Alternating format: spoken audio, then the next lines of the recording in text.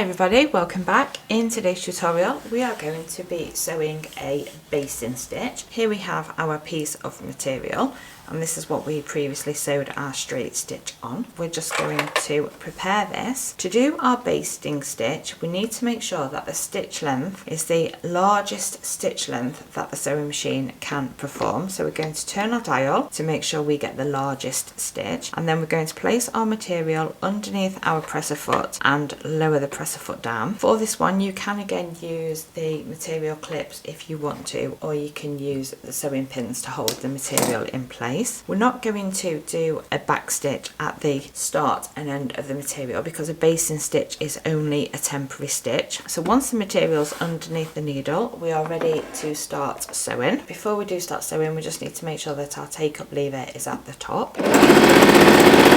Once we've sewn the length that we want to, then we just need to make sure that the take-up lever is back at the top, and if it's not we just need to use the wheel at the side. Then we're going to lift our presser foot and remove our material. We can now see there that it has sewn us a straight stitch with the larger length stitches compared to the straight stitch that we sewed on this side with the shorter stitches. Because a basting stitch is only used as a temporary stitch just to hold two pieces of material together temporarily, we can easily remove those. To remove the stitches we are going to use a small seam ripper. So we are just going to carefully use our seam ripper just to pull through some of the threads and start to loosen them and undo them. We can do this at both ends as well. Then if we turn the material over we can see that from the back they are also starting to come undone, which is exactly what we want. And then we should be able to wrap the thread around our fingers, give it a tug, and the thread